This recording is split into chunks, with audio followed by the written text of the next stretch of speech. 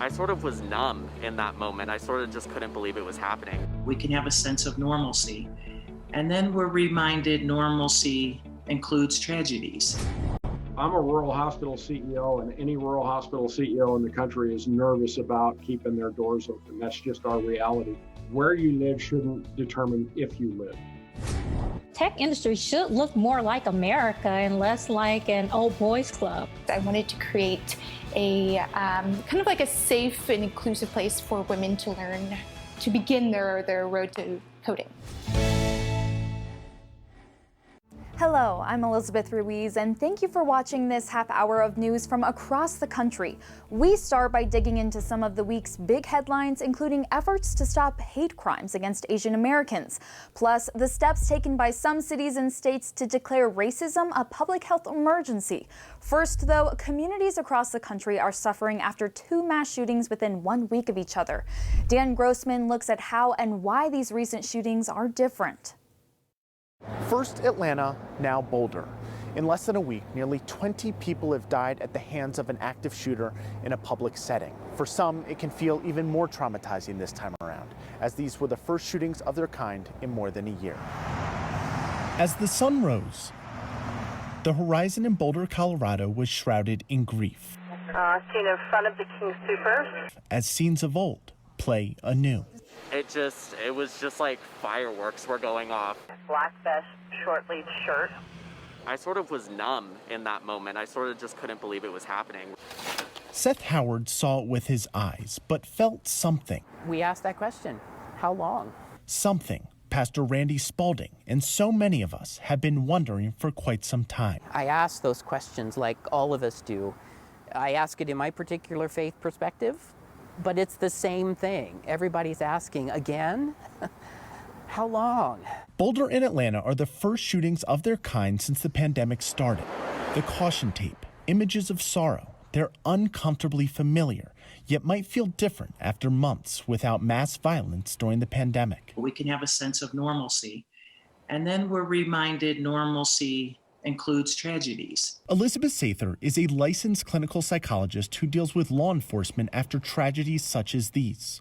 She says re-experiencing traumas, even for us at home, can be harder because it's combined with the trauma of the pandemic. They will compound, and so the symptoms like depression, sadness, sleeplessness, trouble with your appetite, tendency to isolate, all those are multiplied. So the symptoms will be generally more intense, and they will occur much more frequently. It was just a night of really not knowing what was going on right across the street, right in my own neighborhood. For Seth, he experienced that new reality Tuesday. Just walking my dog in the morning, it's just not the same anymore. It sort of feels like it's been invaded in a way. It's always difficult. As did Randy. These are people that I knew. Knowing also the only way to a new horizon, a better one, will be by coming together as one. We'll cry together, we'll weep and we'll grieve, but we won't be alone. I'm Dan Grossman reporting.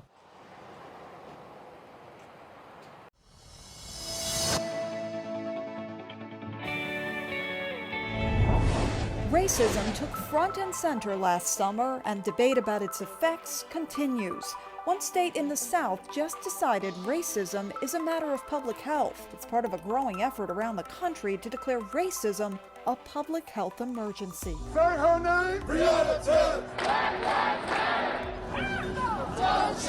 When calls for racial justice spilled into the country's streets last year following the death of George Floyd, it laid bare the ongoing struggle of racial equality in America.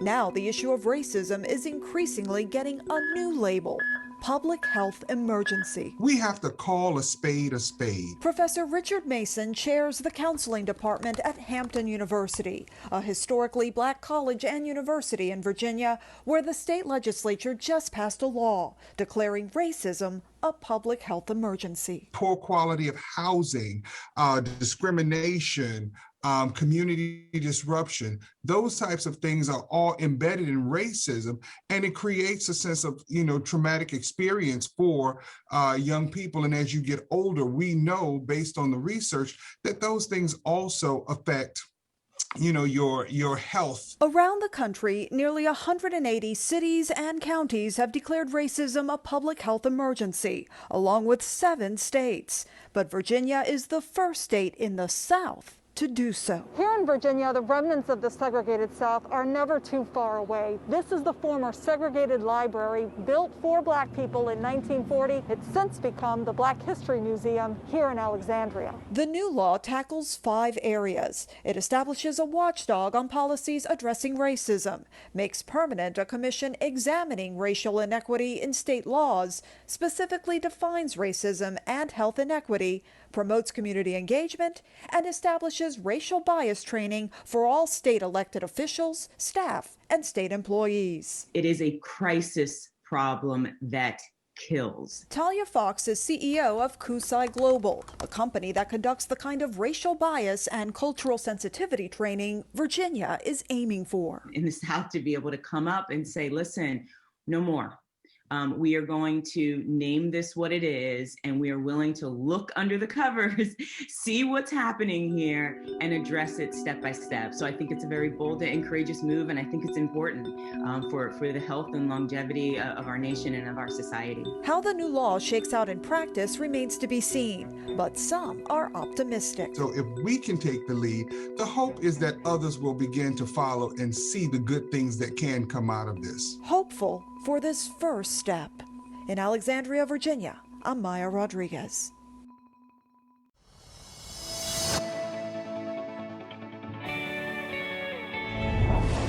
The Asian American community is hurting after a year with nearly 4,000 reported hate crimes. Now they're demanding change. It's literally killing our community. Literally killing our community. We are protecting the identity of this woman because anytime she speaks out against Asian hate crimes, she receives death threats. Automatically, someone wants to shut us down. Someone wants to silence us. Someone doesn't want the truth out there. But she says silence would be more dangerous. She's a part of the Asian American and Pacific Islander community, AAPI for short.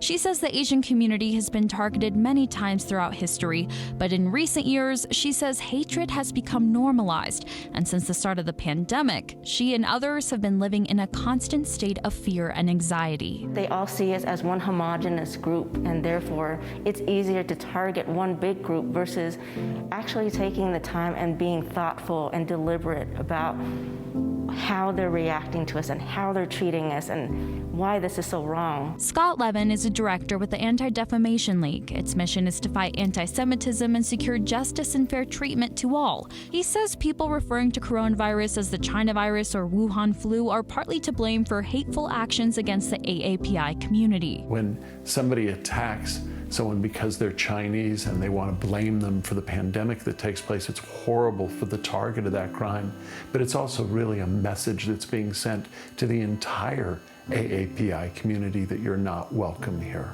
According to a report from Stop AAPI Hate, a national coalition aimed at addressing anti-Asian discrimination, there have been nearly 3,800 hateful incidents since March of last year. 68% of the hateful incidents and crimes against the AAPI community are against women. And what we're finding is that oftentimes those that commit hate crimes and hateful incidents do it against those that are perceived to be the weakest.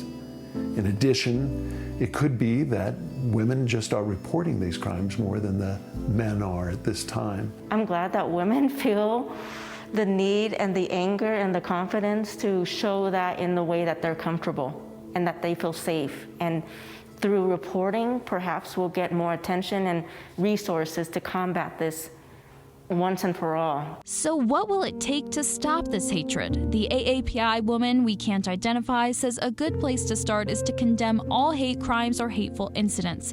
But for people to really come together, she says we need to be willing to go outside our bubble and connect with people of different cultures. It's really difficult to hate someone once you really get to know them as a human being and make that connection and hear their stories. The next step is having the political will to make a change. Thank goodness for these AAPI leaders in Congress who are taking that position to say enough is enough, we're doing something about it. Levin says the No Hate Act would offer resources for law enforcement to investigate and prosecute when hateful incidents turn into hate crimes. He says we may never live in a world with no hatred, but we can live in a world where hatred is frowned upon and in some cases punished. They don't really have the same sort of shame that there is for their hateful thinking, and I think what we really need to do is work on the culture. As the pandemic marches on, hundreds of rural hospitals are at risk of closing. Coming up this half hour, why some hospital systems fear their doors may close and the financial help that's on the way.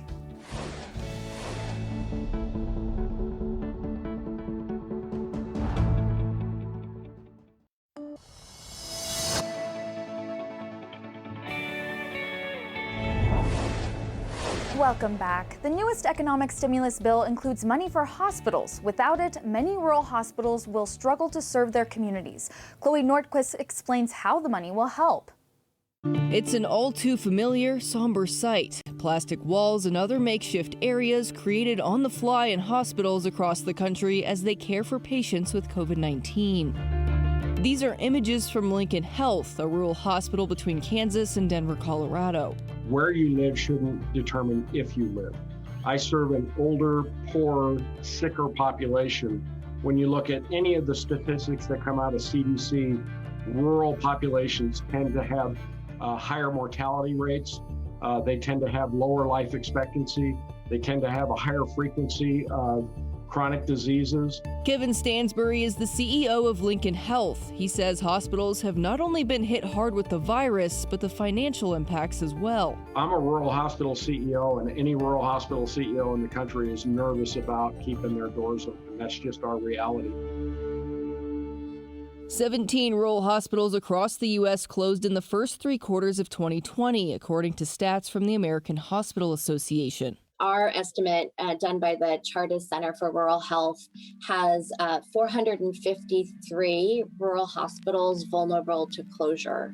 The vast majority of those being in the Southeast. Carrie Cochran-McLean is with the National Rural Health Association. 70-75% of rural hospitals' revenue comes from outpatient services on average. So if you look at having to suspend that revenue source for 2 to 4 and up to 6 months, that alone can have a big impact on facilities. Luckily, rural areas have received some help through the CARES Act last year and now money on the way through the newest stimulus bill. We don't know yet kind of what the parameters around that funding will look like. There have been a lot of bills with a lot in them. And so I think trying to kind of track on all of that is a lot for any kind of provider that is working day to day. It's not easy to figure out. We're really trying to understand exactly what the opportunities are within the new stimulus bill. Jody Schmidt is the executive director of the University of Kansas Health System Care Collaborative. Here in Kansas, we are second only to Texas in terms of the number of rural hospitals that are financial risk. I've not seen any clear guidance yet on what that takes to qualify for that money. We're certainly going to try to qualify for it if we do. As rural hospitals wait for more guidance on if and how to get additional funding, many are working to keep spikes in COVID-19 from happening again. For Lincoln Health, that looks like telehealth visits, reminding people to social distance, and getting those in the community vaccinated. Kevin says they're reaching about 55% immune in the community, a combination of those fully vaccinated and those who have had the disease and recovered. We've seen a real drop. It's really gratifying to see the community come together. I'm Chloe Nordquist reporting. Next this half hour, suffering from vaccine guilt. Why one expert says there's no reason to feel guilty about getting the vaccine before others. Plus, support for patients who are still recovering from COVID-19. How some already vaccinated people are stepping up and filling a huge void for patients still in the hospital.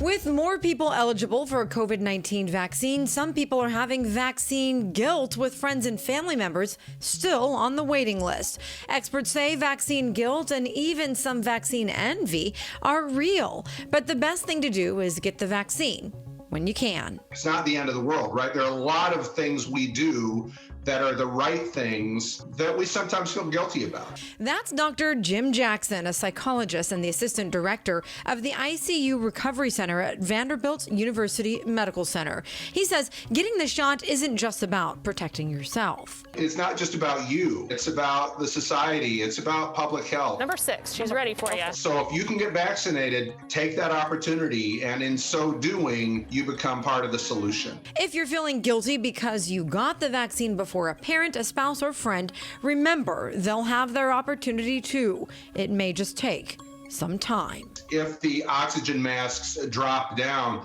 put yours on first, and then take care of someone else, right? That concept holds true in this case as well.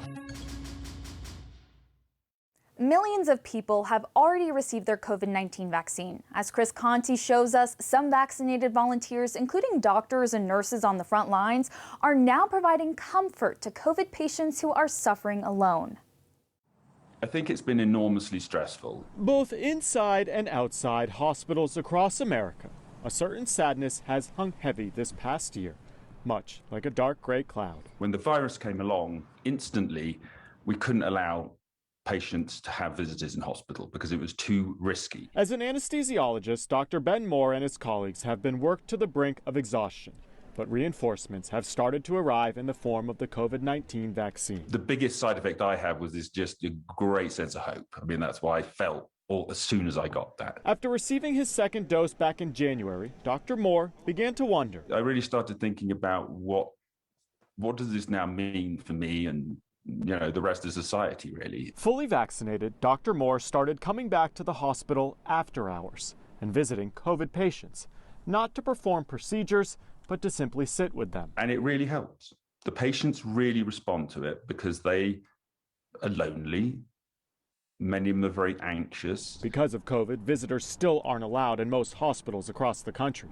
So instead of suffering in solitude, Dr. Moore is offering patients his time. To hold their hand, to sit with them, to chat with them, just having that physical presence in the room, I think has a huge importance. This whole thing has really resonated with Dr. Moore's colleagues, so much so that he now has a running spreadsheet of more than 45 volunteers who have been vaccinated, willing to donate some of their time. There is no reason why other places cannot run a program like this. Dr. Moore took this video of volunteers doing this on their own time, still in full PPE to be safe.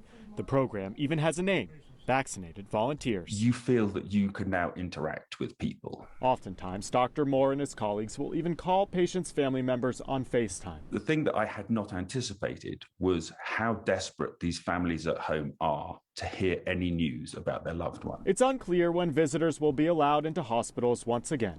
So for now, this idea has become a critical lifeline for patients. There is a huge fear in people of being alone, suffering alone, and dying alone. Alone no more. Got a huge lot of people. Dr. Moore hopes he has found a prescription for brighter days ahead. I'm Chris Conti. Getting more women into tech. After the break, how some women are using their own experiences to support others on their road to coding. Plus, the good that comes from having more females in the industry.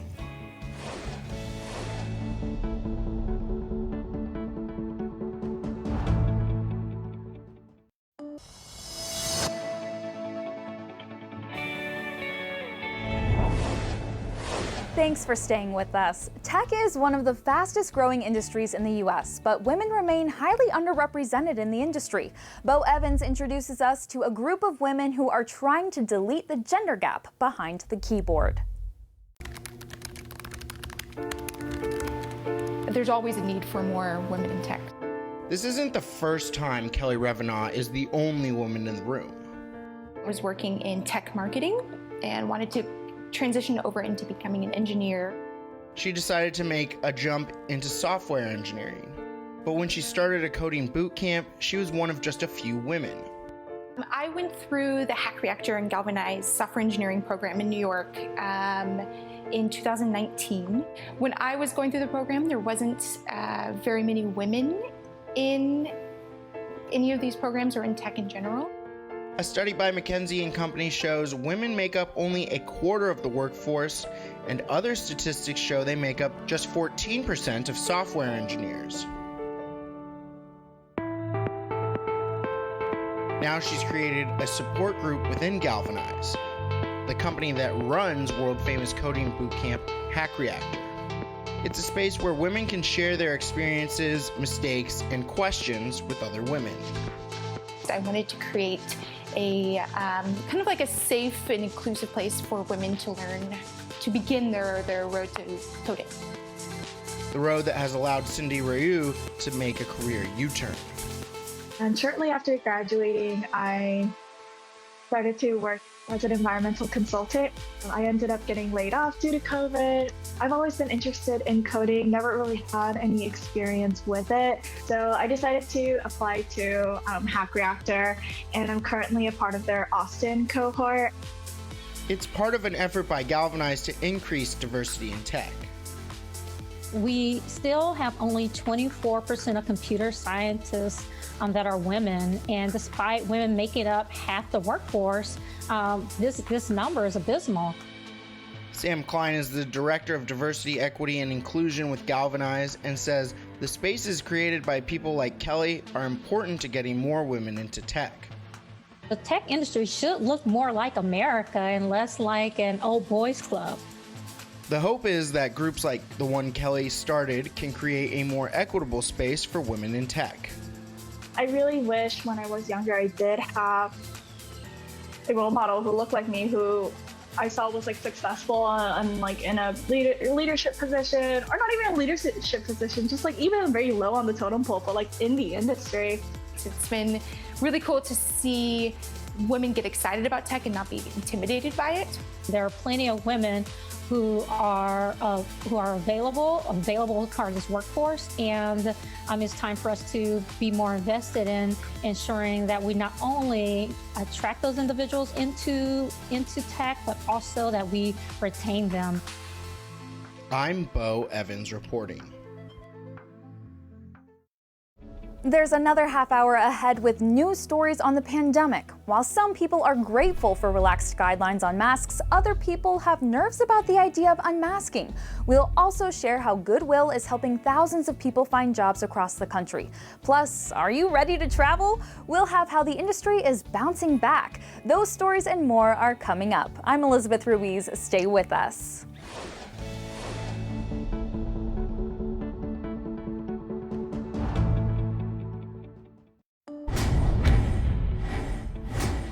So your family members might, be ready to take their mask off and ready to, follow the CDC guidelines as they've stated them. But you might have some hesitation or some anxiety, and that's okay.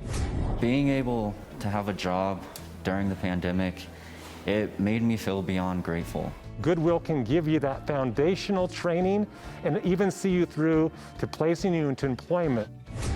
One day he just said out of the blue, it's really hard when you can't be with the one that makes your heart go boom. When I heard that, I went, oh my God, we have a song there. Makes my heart go boom. Welcome back, and thank you for joining us for this half hour of news from across the country. Our first few stories focus on three important topics: the future of masks, jobs, and travel. Face masks are part of our daily lives, and some people may be uneasy with the idea of leaving home without one. Usher Qureshi looks at how to deal with the anxiety of unmasking. Wear a mask. Wear your mask. Elmo wears his mask. For the better part of a year, PSAs, it's easy, it's simple. Political leaders, keep wearing this mask. And health experts. I often myself wear 2 masks. Have been urging Americans to don cloth face masks to slow the spread of COVID-19. A lot of us have been able to do that, condition ourselves to this new type of behavior of I get my purse, I get my car keys, and I get my mask. Dr. Adironke Pedersen is an instructor of psychiatry and behavioral sciences at Northwestern University Medicine. She says while the latest CDC guidelines say it's okay for fully vaccinated people to gather with one another indoors without a mask, it may take some time to process that. We have to acknowledge the fact that our bodies might not respond to that intellectual and logical recommendation right away. Like grief, she says everyone's experience and comfort level will be different. So your family members might, be ready to take their mask off and ready to, follow the CDC guidelines as they've stated them, but you might have some hesitation or some anxiety, and that's okay. Add to that, a lot of people are still vaccine hesitant. According to Pew Research, while more Americans say they plan to get vaccinated, 30% still say they don't plan to. While we will continue to push vaccinations and, encourage people to get vaccinated. At the same time, each person is going to be experiencing kind of a different social context when it comes to their families and when it comes to work. 57% of Americans say they believe it will be a year or more before things get back to pre-pandemic normal, including 14% who expect it will take more than 2 years. Pedersen says it's important to acknowledge that everyone is experiencing this pandemic in their own unique way. I really encourage people, if you have a family member or coworker who says, I still would like us to keep our mask on for now, I think it's okay to say, well, let's delay this next step. In the end, experts say we're all in this together, and one size does not fit all. In Chicago, I'm Usher Qureshi reporting.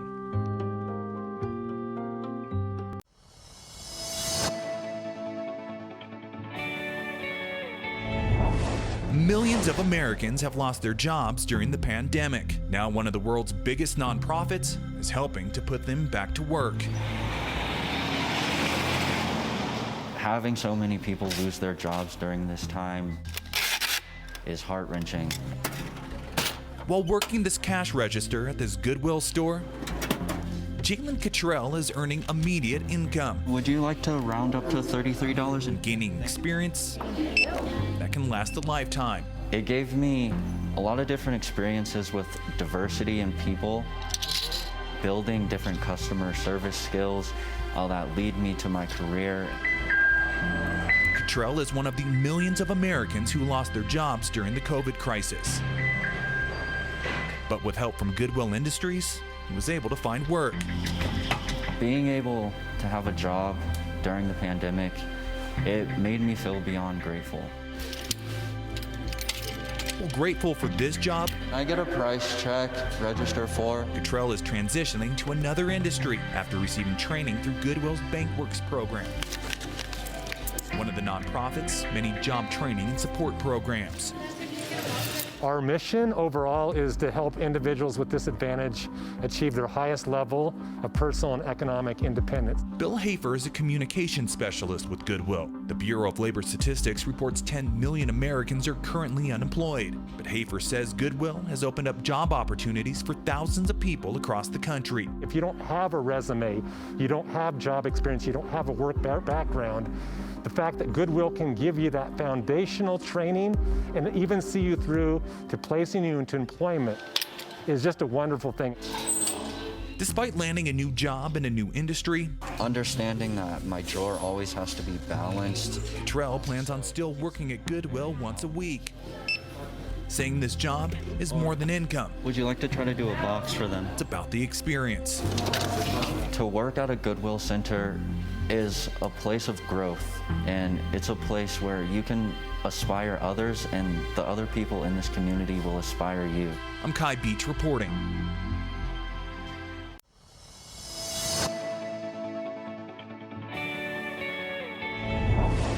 Anxious to get out and travel? So is everyone else. After a year of lockdowns and shutdowns and COVID infection numbers dropping with an increase in vaccinations, many families are planning and booking trips for this spring and summer. And these aren't just road trips anymore. People are ready for something new and different. Views of our tree houses are 80% up since March last year. That's Catherine Powell, Global Head of Hosting for Airbnb. It is the coolest job. It's also, I think, the coolest title. Powell supports the site's 4 million hosts, helping to create connections. And now, after a tough year, they're seeing a lot of interest in travel, but not just any sort of travel. Things like sleeping in a giant boot, or at an inn that looks like a dog, or a potato hotel. We've had an incredibly difficult year, and for many in the US, it's been a really harsh, cold winter. And we're seeing that pent-up demand. We're seeing people wanting sunshine and warmth, and also outdoors. There is, she says, a noticeable amount of what the industry calls pent-up demand. We've heard clients who have been vaccinated, they want to get out. There's this vaccine travel concept, or an antibody trip. People who believe they are like their super figure, Superman, Superwoman when they were a kid, they're invincible, they want to get back out. Jennifer Wilson Buttigieg is co-president and owner of Valerie Wilson Travel. It's a mother, daughter, son-in-law business, and my mom founded it just about 40 years ago. They're also one of the largest privately owned travel management firms in North America. According to Jennifer, to say they've had to get creative over the past year is an understatement. There is no business plan for that. Having gone to Harvard Business School executive education, there is no business plan for being down 90% for 12 months. But now that business is bouncing back in interesting ways. There are some travel bubbles which were being created right now. Like there's a New York Milan flight, there's an Atlanta Rome flight, there's a LA or San Francisco Hawaii flight. But COVID restrictions can be hard to follow, and Jennifer advises that you have an advocate. This is so complicated. How do you keep up with every single country, every single state? Everybody's doing something different. It's a global pandemic. How are you able to keep track of it all? Everyone is so confused where to go, what the policy is, what's the restriction, what's the quarantine, what's the testing. Those are the first questions. It's not, is this a new resort? Is this a new lie flat bed? What's the new restaurant? The entire paradigm's changed. I mean, even thinking about travel is making people happier. They want to travel more. It's the most outdoor experience or wished for experience that they want, more than kind of going to sporting events or other live events. It's wanting to travel and to reconnect. If you're wondering how to pay for it all, Powell says, consider hosting your home. That side of the business is also booming. I'm Stephanie Stone, reporting. Next this half hour, Americans are being scammed like never before. How one man found out his photo was being used to scam other people, and the signs to watch out for so you don't fall victim to some of the most common scams out there. That's just ahead.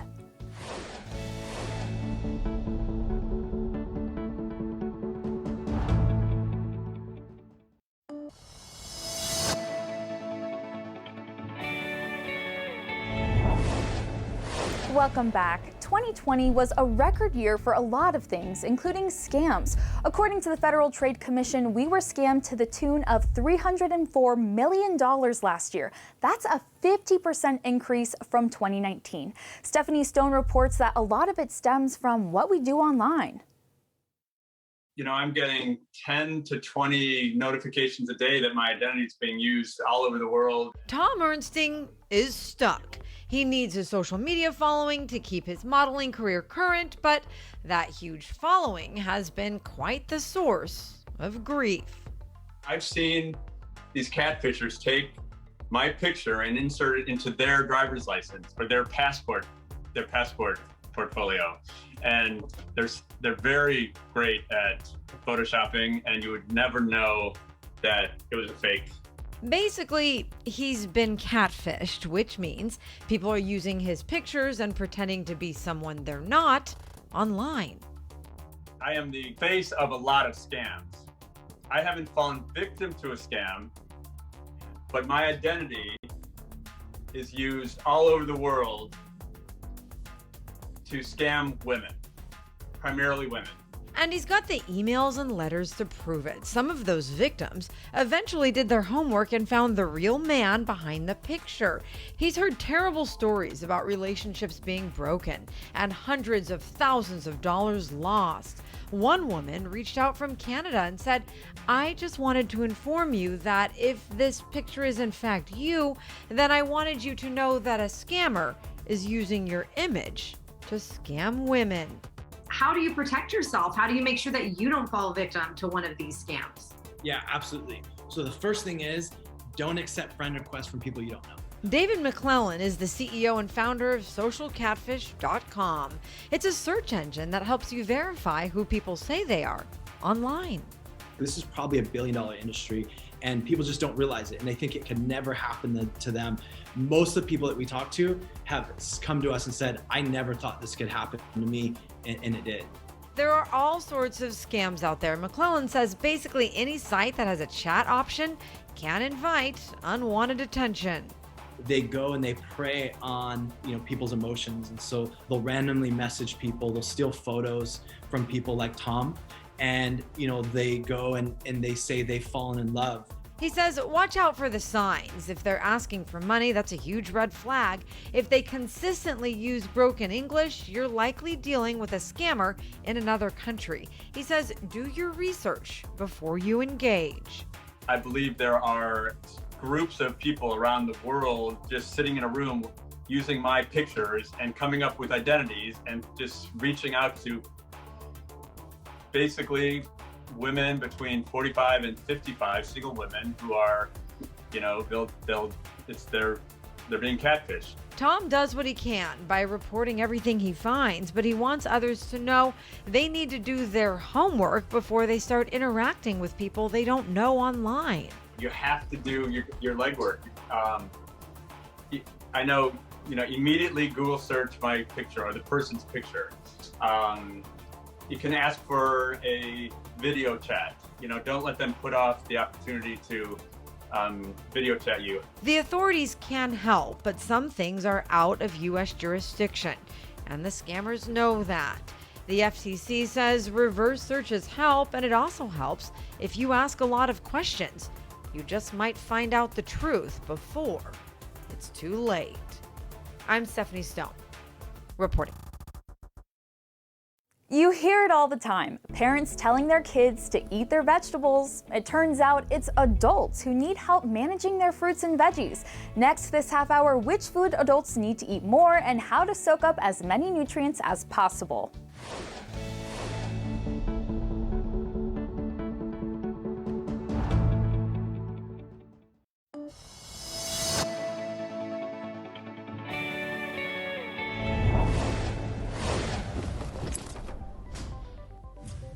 Spring is here, and it's time to start thinking about planting. A lot of people do veggies, and tomatoes tend to top the list, even though technically they're a fruit. If tomatoes are growing in your garden this year, our partners at Simplemost have some tips for what to plant with them and what to keep away. Some of the tomatoes' worst enemies include peppers and other nightshades. Tomatoes are also nightshades, and you shouldn't plant them together. They attract the same hornworms, and that's a way to get your garden eaten quickly before you ever get a chance. And anything in the cabbage family like broccoli and Brussels sprouts will suck the life out of your tomatoes by taking all their water and nutrients. Asparagus is a friend of tomatoes. It can help keep certain worms away. Carrots can also help keep your tomatoes from getting too dry, since they make the soil looser and help it hold more water. If you wait until your tomatoes are small to plant your carrots, the carrots will be ready right about the time the tomatoes need more space. Keep it simple and watch your garden grow. Only 1 in 10 adults is eating the recommended amount of fruits and vegetables every day. Reporter Kai Beach talked with medical experts who are trying to fix that. Produce to me has been my life and my passion. Working in the grocery industry for more than 40 years, these are just the Halo Clementines. Mike Miranda knows the power of produce. For the older people like myself, it is crucial that we eat more fruits and vegetables to have that strong heart and the energy that we all need. Miranda is a produce manager. You can have up to 30 varieties in one season. While his family's diet is about 70% fruits and vegetables, we sell a lot of our green beans and totes. Health experts say most Americans aren't eating nearly enough. Everybody should be aiming to get 5 servings of fruits and vegetables per day. Dr. Ann Thorndike is with Harvard Medical School. She says new research from the American Heart Association shows eating 2 servings of fruit and 3 servings of vegetables per day help people live longer, healthier lives, while also lowering the risk of several chronic diseases. But the benefits only happen if this diet is done consistently. And I think that's the trick. This is something that you need to do every day. It's not something you do once a week. Thorndike says while fresh, frozen, and canned produce all have similar health benefits, all varieties don't have the same nutritional value. Starchy fruits and vegetables do not confer the same benefit. So when I say starchy fruits and vegetables, I mean corn and peas and white potatoes. Some of the best produce to eat are green leafy vegetables and citrus fruits, especially if eaten whole. Whereas juicing actually extracts essential vitamins and minerals. While this study found that people who ate more than 5 servings of fruits and vegetables per day did not see any extra health benefits, Making sure that the customer gets nothing but the best quality. Miranda still plans on consuming as much produce as possible. I think it's incredible. I think it's great just because of for the longevity of life and the quality of life. I'm Kai Beach reporting. Even during a pandemic, love conquers all. 'Cause you make my heart go boom. 2 artists with disabilities fell in love before the pandemic, but they've been separated since. Coming up, how they're using art and music to stay connected to one another.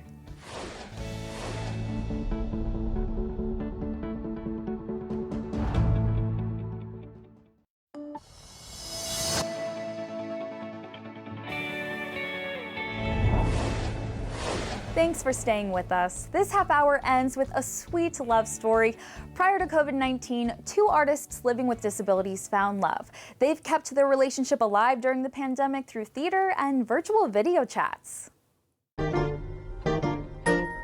Hi, my name is Sam. Hi, my name is Jewel. Pure soul, capture her now. Jewel Munch and Sam Vidine are professional artists. They act, dance, and sing at Interact Center for the Visual and Performing Arts. It's a one-of-a-kind center where artists living with physical or cognitive disabilities have the opportunity to create and perform original works. Jean Calvert is the founder and artistic director. We do shows in major venues like the Guthrie Theater. We've toured nationally and internationally, and we've been around for this our 26th year. Jewel is living with Down syndrome and Sam is on the autism spectrum, but they prefer to be recognized for their talent. If you're slightly for slapstick, it's a stick in the mud. They both take their jobs very seriously, but outside of work, Jewel and Sam have found love. I remember the summer of 2018, he wrote me a card saying he has a crush on me. Sam confessed his love to me by calling me on the phone. Jean says the two make a great pair. I was really happy because that's hard to do, you know, for everybody to find a good relationship. But in the disability world, it's just, you just got that many more hurdles sometimes. They started dating September 7th of 2018, and they've been inseparable since. We tell each other about how cute we are because love names like Buttercup, Cutie Pie. And we like going on dates and restaurants and watching a movie together. We like supporting each other and cuddling. We did the cuddling thing before the COVID hit. As much as they love physically holding each other, Jewel and Sam haven't been able to spend time together in person for more than a year. Sometimes it's been hard. We do the best we can, and we have virtual dates on like holidays or and my birthday and stuff. Their loving relationship has continued virtually, but Jewel admits he misses comforting Sam in person. One day he just said out of the blue, "It's really hard when you can't be with the one that makes your heart go boom." And I thought, when I heard that, I went, oh my God, we have a song there. I hug you so much 'cause I love you so much. Those sweet words are now lyrics in a song for their next performance titled Zoomtopia, a series of stories about how artists at the company have handled the pandemic. Makes my heart go boom. The show is expected to open its virtual curtains in June. We're looking forward to doing this scene together because we've been working so very hard on this. And the two will continue to love each other through the screen until they can meet in person again. I love you so much, yes I do. I miss you too, and you know that I do, 'cause you make my heart go boom. You can't help but smile after that. Thank you so much for joining us for this half hour of news and storytelling from across the country. I'm Elizabeth Ruiz. Enjoy the rest of your weekend.